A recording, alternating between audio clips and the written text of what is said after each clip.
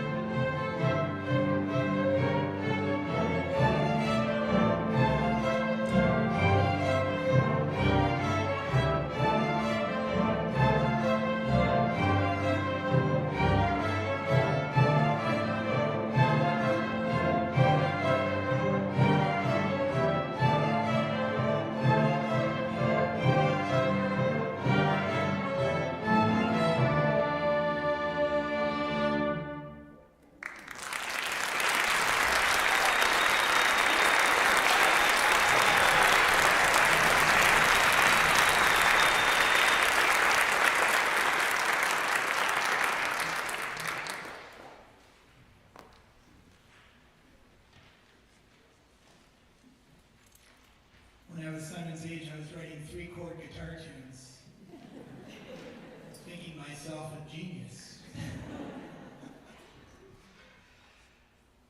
As Lucas pointed out, we are in Mi'kmaq. It has occurred to me over the last 4 or 5 years as an educator how important it is to engage with the music of Mi'kmaq because we're here, right? So I think a lot about, these days, I'm busily trying to finish a doctorate. My uncle, who is also has a PhD, says never ask somebody how their thesis is going. Just never ask.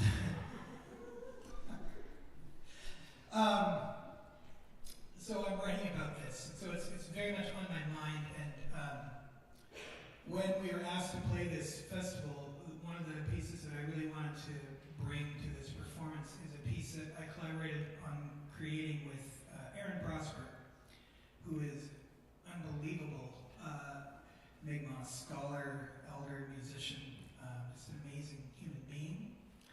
And so we were talking, and he talked about this instrument that he's going to explain to you called the jugabon. And he also recommended a traditional song of the Mi'kmaq, a very old song called Eagle, which is like a welcoming song. So Aaron is going to come and perform with us a piece that we wrote called Jugabon for orchestra and singer. This piece was originally presented as part of the Fountain School of Music, of Arts project where they brought Mi'kmaq storytellers and musicians and dancers and their symphony orchestra together. And a project called Quigaju? I say it wrong every time. It's bad. And we were asked to perform with them, and we wrote this piece. And so we're going to play it again, and I'd like to introduce you to, hopefully, Aaron Prosper.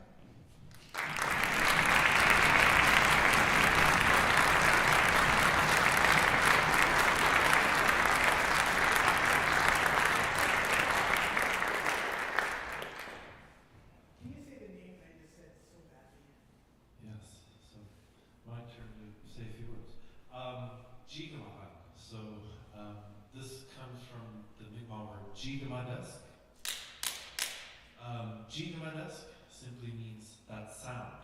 So you can think of Gigamad as the thing that makes that sound, or a rattle. So there's no, do you know the English word for this sound? Please tell me, because I don't know it. But that's where that word comes from. And as Nathan started to explain, considering how to insert, push the boundaries of pedagogy when it comes to, music in music education, and what does that look like, and teaching elements of music within this land. And so one of the key parts of this particular piece is, educating what this instrument is or what it entails. So to the Mi'kmaq people, it has no, I would say, ceremonial or spiritual significance, but it has a lot of cultural significance. And so at one time, all of these songs were illegal. You couldn't sing them, you couldn't dance them, none of that stuff. And so Mi'kmaq people had to find ways to put these songs and dances underground. And they did those in one of two ways. One, and most of you might be familiar if you know Nova Scotia fiddle music, you would know the name Lee Crimo. Lee Crimo, world famous fiddler from my home community of Eskazoni, would dub old Mi'kmaq songs onto the violin to make them sound like a Scottish Gaelic tune.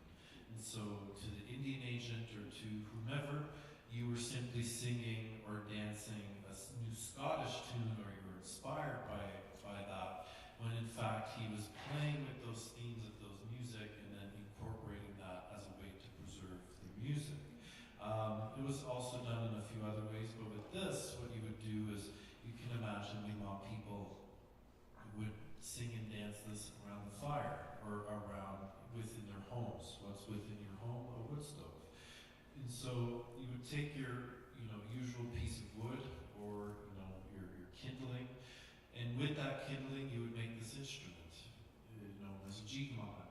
There's particular types of wood that they would use, mainly black ash. And if you know Mi'kmaq people, you know Mi'kmaq are basket makers. And so black ash splits very well because of the grain, the way the grain is. And so you're able to make this instrument, and it's able to have that sound. And if you were to see the Indian agent or the RCMP coming to your home, you would simply break this apart and throw it into the fire. So to the Indian agent, you're not playing an instrument, you're not preserving your song and dance, you're simply putting wood into the fire. They would never know. And this is one of the ways in which they preserve that song and dance. So incorporate that instrument into other themes that you see in music pedagogy, and at the very end of the piece, you insert an old Mi'kmaq song. And another way you'll see sort of how Nathan and I have pushed the pedagogy a little bit is, things are often in notation, and at the very end of the song, you'll see Nathan holding up numbers for chord progressions. And so we've improv some of this stuff with things like Symphony of Nova Scotia, where we quite literally just give them improv notes. And you can imagine if you're trained your whole life just to only read and follow music notation, and then you now have improv notes, it's like, whoa, what is this? It's a whole new world. But that's the fun of it all. And that's sort of introducing, and this little chat we had before, I made examples of people probably know Jeremy Dutcher, the amazing Wolastoqiyik artist. That is the realm of possible. What is possible with this form of collaboration? You get to do things like Jeremy's doing, and all of the amazing musicians that he gets to collaborate with. We talked a little bit about his collaboration with Yo-Yo Ma. He's done some pretty cool things with some really big artists in the world of classical music and pedagogy. There's many amazing people really pushing the envelope in some of these ways, and so we try to do that with this piece. You have your traditional elements of building a theme, building music, all of that stuff, but within it, you have placed in there, how do we push the envelope a little bit and create music together in a fun and exciting way that we've never thought about before. So that's just a little bit about what this is, and I'm happy to collaborate collaborate with all these fine musicians. So I'll leave it to Nathan.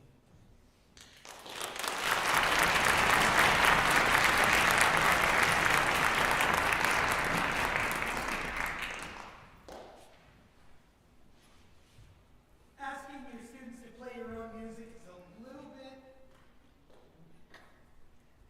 but they were very kind to do it.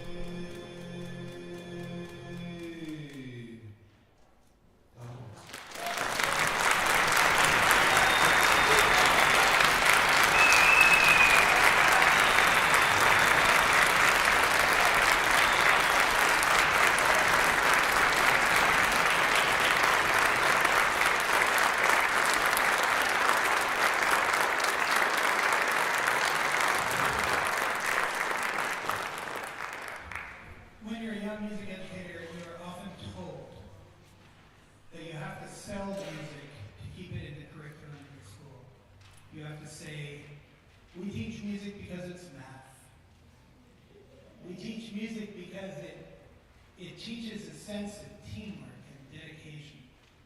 We teach music because it teaches kids how to stay organized and bring a pencil. Excellent. 32 years of making sure children have pencils. This is why we teach music. To give students experiences that they don't get unless they make music. So if we ever have to fight to keep arts in our schools, we don't fight to keep arts in our schools so that we have good math programs. We keep arts in our schools because art is why our heart beats. Art is why we learn math, so we can design beautiful artistic things. And I'm so grateful we are all here experiencing that tonight. Now, I would like to invite the star of the show up to talk to you. When I met Beiruz, Lucas and Beiruz met at a coffee shop just down the road here. And I said, writing for youth is not like writing for professionals. You have to understand the instrument. If a 6-string guitar player asks you to write a piece for 6-string guitar, and you write a piece for 8-string guitar, that's not the guitar player's fault. That's your fault. So if you are going to write for youth, you have to understand that youth can make amazing music, but you have to understand the instrument that they're working with, which is themselves, and they are young. And Beiruz bought into that so much. And he wrote us a fantastically accessible, wonderful piece. And I'd like to invite him up here to introduce you to that piece.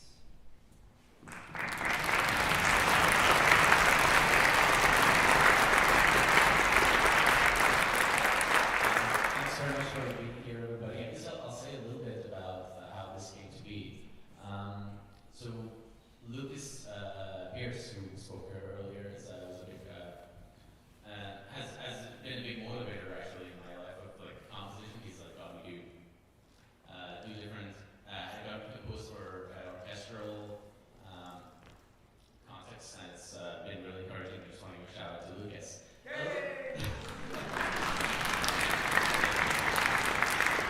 So this piece is essentially, my background is I was born in Iran, and then I traveled in India. I was fortunate enough to get a chance to study some Konakol and South Indian musical traditions, also having my Iranian musical background. And so there's a lot of different things that we do that you don't typically do here in the classical music realm, including some odd rhythmic phrases and things that are can be perceived as quite challenging here, it's out of the norm. So I think our goal when we were talking at the coffee shop was to kind of try for me to try and propose something that can help the students, can challenge them in a way, and also expose them to these rhythmic structures in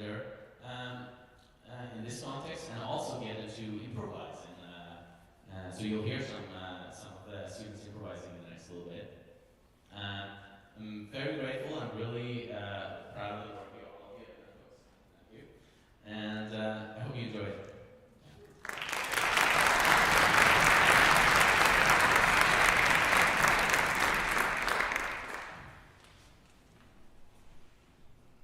I do want to point out one quick thing though. Beiruz was like, so I'm Iranian and I traveled in India, and I'm like, wow, we're going to get this really kind of, I didn't know what the title was going to be, but it was going to be wrapped. And I said, what does Honey and Sunset mean? And he goes, oh, it's from a video game.